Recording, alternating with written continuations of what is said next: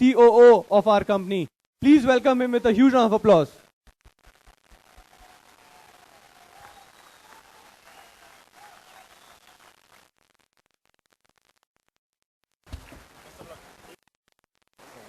Mr. Tarak Bajpai.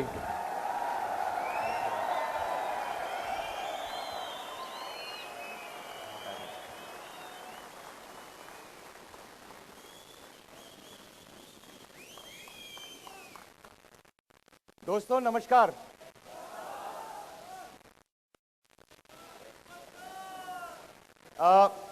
एक बार फिर याद दिलाते हैं, हमारा नमस्कार अगर तालकोटोरा में बैठ के हो रहा हो तो इसकी आवाज कहां तक जानी चाहिए?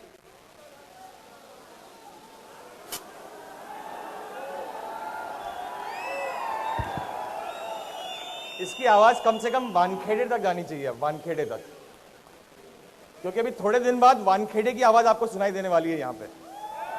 इसलिए एक बार कोशिश करते हैं, फिर आगे बढ़ जाते हैं जल्दी से। दोस्तों नमस्कार, थैंक यू सो मच। मुझे मालूम है बहुत बेसब्री से आप लोग इंतजार कर रहे हो, कई सारी चीजें, कई सारी जानकारी लेने के लिए आप यहां पर आए हुए हैं। दिल्ली के बाहर से कितने लोग आए हुए हैं, प्लीज एक बार हाथ उठा के बताइए। ओ, अगर इतने सारे हाथ उठ रहे हैं तो एक जानकारी फिर मैं लेना चाहता हूं, दिल्ली से कितने लोग आए बताइए। ओके, क्योंकि अभी शाम को भी काफी लोगों ने आना है यहां पर, और ये सारी जानकारी जितनी भी बिजनेस स्ट्रैटेजी है जो आपने अभी मिस्टर नारायण से समझा, स्पीक एशिया अब हिंदुस्तानी कंपनी बनने जा रहा है, जो उसका ऑपरेशन होगा वो किस प्रकार से होगा, ये सब चीजें हम आपको जाके आपकी टीमों को बतानी है, उन लोगों को बताना है जो आपसे उम्मीद करके बैठे हुए हैं कि आप आकर उनको कई सारी चीजें बताएंगे। साथ ही साथ में अब ये पूरा ऑपरेशन स्ट्रीमलाइन होके चलेगा कैसे, मैं इसके बारे में आपसे बातचीत करूंगा, क्योंकि इसके पहले आप लोगों ने कई सेमिनार अटेंड करे होंगे अलग अलग जगहों पर, कंपनी स्पॉन्सर्ड हो या ट्रेनिंग मीट हो या IFSS हो, वहां पर आप एक सवाल का जवाब ढूंढने आते थे, कंपनी कहां तक जाने वाली है। और अभी बीच में जो आंधी तूफान से हम गुजरे हैं उसके बाद में शायद आपको जवाब तो मिल गया है कि हम यहीं खड़े हुए हैं, कहीं गए नहीं है। ओके, तो आपके मन में सवाल बदल गया है, आप ये जानना चाहते हो कि भाई हमारे पे आउट्स कब तक आएंगे। कंपनी तो खड़ी हुई है, अपनी जगह पे खड़ी हुई है, और बड़ा सिंपल सा जवाब है, जैसे ही हमारे ऑपरेशंस नॉर्मल हो जाते हैं वो सारी चीजें जो रुक गई थी वो वापस शुरू हो जाएंगी, कहीं नहीं जाने वाली। अगर हम यहां खड़े हुए हैं तो वो सारी चीजें कहां जा सकती हैं। इसलिए जिस तरीके से अभी तक आपने हर जगह हर समय इस पूरे महीने भर के दौरान संयम बरता है, वही संयम कुछ समय आपको और रखना पड़ेगा, क्योंकि काफी सारी कार्रवाइयां जो अब शुरू हो चुकी हैं। अभी आपको जो पता पड़ा कि आज जब आपसे बात की जा रही है तो वहां पर पेपर्स फाइल हो रहे हैं परमानेंट एस्टैब्लिशमेंट के, ये सब चीजें सिर्फ और सिर्फ एक मकसद से की जा रही है। वो मकसद मैं आपसे आखिर में डिस्कस करूंगा, सबसे आखिर में।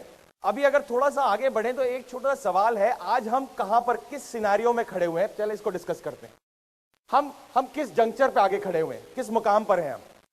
बड़ी सिंपल सी बात है, हम एक ऐसे मकाम पर हैं जहां पे हमारे बारे में कुछ जानकारियां हैं जो पूरी तरह से हर जगह पर नहीं पहुंच पाई हैं। क्यों? क्योंकि हमारा ऑपरेशंस जब शुरू हुआ, जो फेज, जिस फेज में हम आए थे, जहां से हम एक्चुअली जो होने वाले हैं, जहां पे वो शुरू हुआ, उससे पहले ही हम खबर बन गए, या मैं बोलूं हमारी खबर ले ली गई। जो चीजें अगस्त के महीने तक होनी चाहिए थी वो अब हमको अगस्त से पहले करनी पड़ रही है, बड़ी जल्दी में करनी पड़ रही है। हमारे ऑपरेशंस हमको टाइम से पहले लागू करने पड़ रहे हैं, क्योंकि क्या आप एक्चुअली सिर्फ एक सर्वे कंपनी है, ये सवाल अगर पूछा जाए या आपसे पूछा जाए कि भाई क्या इश्तिहार पर आधारित आप अपनी राय देना चाहते हो, या फिर आपसे अगर पूछा जाए कि क्या आप प्रोडक्ट सेल में इन्वॉल्व एक कंपनी हो, इसमें से कौन सा जवाब सही है आपके लिए, ये जानना बहुत जरूरी है। क्योंकि एक तरफ तो आप ये बोलते हो कि भाई हम कंज्यूमर एम्पावरमेंट है, उपभोक्ता सशक्ति है, हम कंज्यूमर जो है वो मिलकर बिजनेस को ड्राइव करेंगे, अब हमारे जेबों में पैसे भी आ गए ना भाई, पैसे भी आ गए, आपने साल भर मेहनत करी है, काम किया है, अब आप कई चीजों को खरीद सकते हैं। तो क्या सिर्फ प्रोडक्ट बेस्ड है या अपनी राय दे सकते हैं, तो क्या सिर्फ इश्तिहार या फिर ओपिनियन बेस्ड कंपनी है? इस सवाल का जवाब ढूंढना बहुत जरूरी है। ये थोड़े दिन पहले भी सवाल उठाया गया था। बहुत सिंपल सा जवाब है, ये सब का कॉम्बिनेशन और इससे कई ज्यादा चीजें जो अब मैं आपको बताने वाला हूं मिलकर आपके अर्निंग का ऑप्शन बनेगी। सिर्फ एक सर्वे बेस्ड ऑप्शन नहीं है आपके पास में, या सिर्फ एक पैनल रेफरल ऑप्शन नहीं है आपके पास में, या सिर्फ एक इश्तिहार आधारित ओपिनियन देना आपके पास ऑप्शन नहीं है इनकम का। आपके पास कई सारे ऑप्शन है इनकम के, उसमें से कुछ ऑप्शंस मैं आपको अभी बताने वाला हूं। ये सारे के सारे आपके पास में या तो है या आपके पास कुछ समय में आ जाएंगे। और कोई भी ऑप्शन आपके लिए जरूरी है, कंपलसरी नहीं है। आज तक आपको किसी ने बोला है कि जाइए और जबरदस्ती करिए कि पैनलिस्ट रिक्रूट करिए? किसी ने बोला है? आपकी चॉइस थी। आपको किसी ने जबरदस्ती करी थी कि नहीं भाई आपको अपनी राय देनी पड़ेगी बुधवार को बैठ के शाम को 8:30 बजे? बोला था किसी ने? ये सब चीजें आपके पास ऑप्शनल दी गई हैं। अगर ये ऑप्शन आपके पास में है और आप अपनी इनकम अपना काम करके लेते हैं, तो एक शब्द है जिसने हमको परेशान कर डाला था। कौन सा शब्द है वो?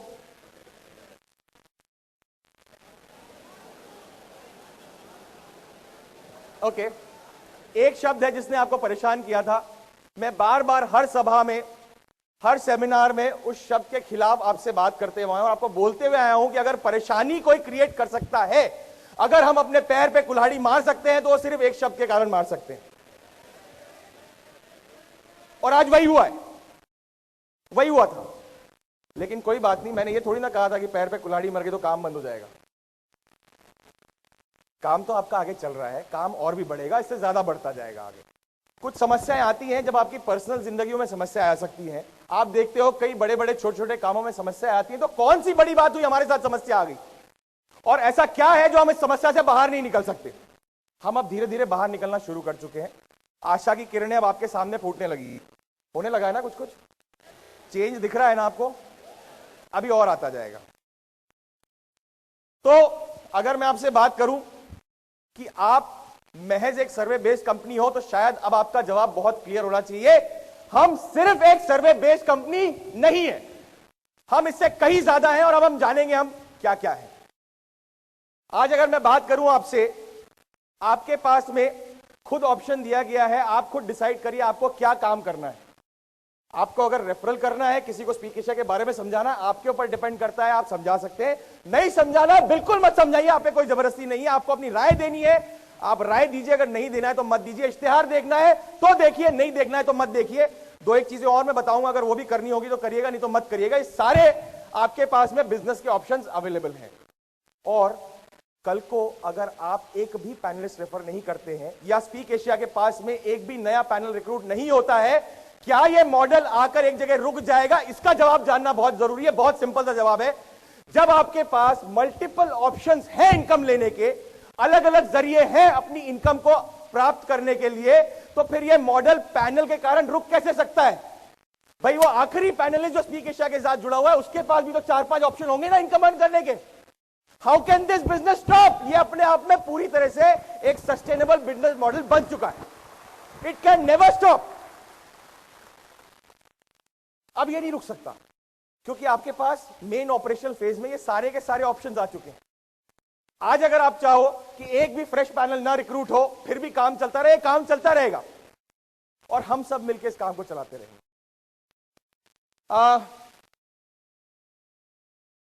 ये जो समस्याएं हमारे साथ में आई हैं, इन समस्याओं के चलते कुछ ऑपरेशंस हमारे ऐसी जगहों पर आकर इस कागार पे आ गए हैं जिनके साथ में हमको लड़ाई लड़नी पड़ रही है। लड़ाई लड़ने का मतलब यह है कि भाई हमको, जैसे आपके साथ में चीजें क्लियर हुई, जब शुरू में आप स्पीक एशिया के साथ में आए थे, आपने हाथ मिलाया था, आपके मन में 10 सवाल थे।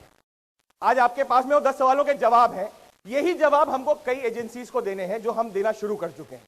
जिसमें सबसे बड़ा चैलेंज था हमारे साथ में बैंकिंग ऑपरेशंस को लेकर। थोड़ी सी बैंकिंग ऑपरेशन के साथ में गड़बड़ी हुई, जहां पर जो हमारा नॉर्मल प्रोसेस चला करता था बैंकिंग का, वो प्रोसेस थोड़ा सा तितर बितर हुआ। उसको वापस लाइन पे लाया जा रहा है, उस प्रोसेस को वापस ठीक किया जा रहा है, उसको वापस अपनी जगह पे बिठाया जा रहा है। इसके लिए कोशिशें चल रही हैं। सिंगापुर का बैंक, जिसकी मैं अगर बात करूं, तो वहां पर थोड़ा सा डिसरप्शन हुआ, लेकिन ये डिसरप्शन परमानेंट नहीं है।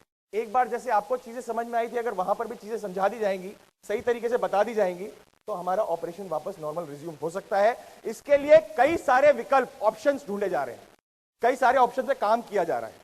साथ ही साथ में हमें, या मैं बोलूं हमारी रेपुटेशन का एक छोटा सा डेंट भी लगा है।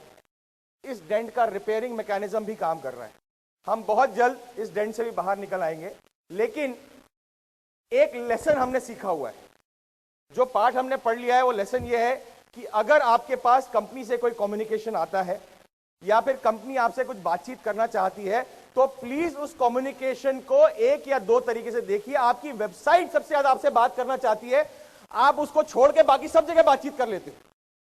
अगर कोई ईमेल किसी ने लिख के दे दी, उसमें कुछ ऐसा लिख दिया जो नया है, आप उसको पहले पढ़ते हो, वेबसाइट पे जो लिखा हुआ है उसको नहीं पढ़ते हो। प्लीज आपसे मेरा आग्रह है, निवेदन है, जो कम्युनिकेशन वेबसाइट पे आ रहा है उसके अलावा अगर आपको कुछ भी सुनाई देता है, उससे प्लीज आंख बंद कर लीजिए, उसको मत मानिए। और अगर आप वेबसाइट की तरफ ध्यान देते रहेंगे, वेबसाइट के कम्युनिकेशंस को पढ़ते रहेंगे, वहां पर जो जानकारियां दी है उसको अच्छे से समझते रहेंगे, आपको जरूरत ही नहीं है कहीं और ध्यान देने की। बात वहां पे गड़बड़ाती है जब हम सुनी सुनाई बातों को आगे बढ़ाना शुरू कर देते हैं, वो अफवाहें बन जाती है और फिर अफवाह पे इतने जल्दी विश्वास करने लगते हैं कि हर जगह हमारे सामने प्रश्न चिन्ह लग जाता है।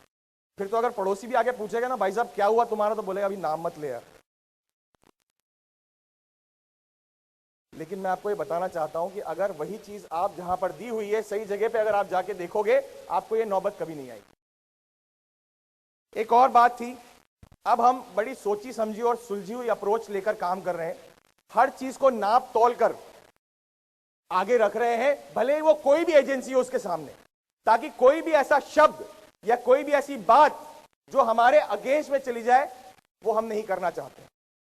ये अप्रोच थोड़े ही समय में हमें रिजल्ट देना शुरू कर देगी।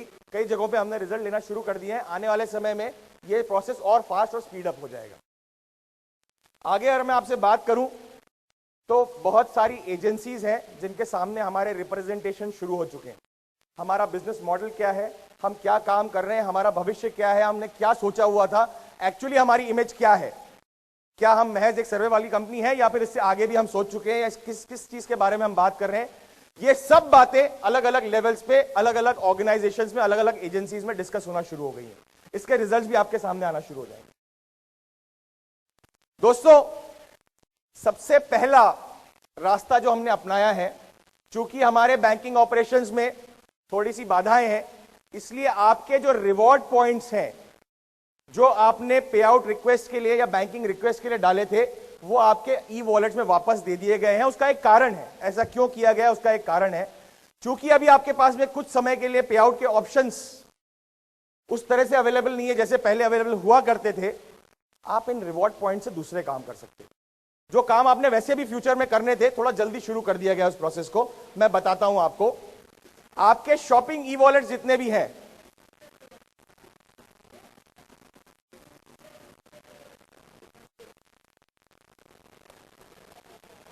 कोई बटन दब गया, ओके। आपके शॉपिंग ई वॉलेट्स से अब आप अपने सब्सक्रिप्शंस परचेज कर सकते हैं। ये ऑप्शन भी अवेलेबल करा दिया गया है। इसके अलावा मैंने आपको जैसा कहा था, वेबसाइट पर ध्यान दीजिएगा। आने वाले कुछ समय में वेबसाइट आपसे काफी सारी बातें करेगी। आपके शॉपिंग ई वॉलेट, आपके ई वॉलेट, सर्वे ई वॉलेट, इसमें जो रिवॉर्ड पॉइंट्स जमा है उसके मुताल्लिक उसको रिलेटेड कई सारा कम्युनिकेशन आपके पास में आने वाला है। इस कम्युनिकेशन को देखते जाइएगा, इसमें कई सारी चीजें आपको क्लियर होती जाएगी। हम आगे किस स्टेप से आगे बढ़ते जा रहे हैं। अब आप अपने रिवॉर्ड पॉइंट्स के जरिए, अगर आपकी रिक्वेस्ट नहीं इस समय पे आ पा रही है तो ना आए, आप प्रोडक्ट और सर्विसेज अवेल कर सकते हैं। कहने का मतलब यह हुआ कि बहुत जल्दी आपकी ऑपरेशनल वेबसाइट, नई वेबसाइट आपके सामने आ जाएगी। यह बात हम पहले भी कह चुके हैं कि नई वेबसाइट आने वाली है, पर किसी न किसी कारण से हम उसको डिले करते जा रहे हैं। लास्ट टाइम जो हमने डिले किया है वो इंटेंशनल था, वो जानबूझकर डिले किया गया था ताकि सही समय पर यह ऑप्शन आपके हाथ में लाके दिया जा सके। उसकी डेट मैं आपको बताऊंगा, वेबसाइट आपकी कब से ऑपरेशन हो जाएगी। आप प्रोडक्ट और सर्विसेज अपने रिवॉर्ड पॉइंट के जरिए मंगवा सकते हैं। याद रखिएगा, यह करना कोई जरूरी नहीं है। अगर आपको लगता है आपको कोई प्रोडक्ट की जरूरत है, आपको लगता है कोई सर्विस की जरूरत है, मैं वो प्रोडक्ट और सर्विसेज भी बताऊंगा आपको क्या क्या है।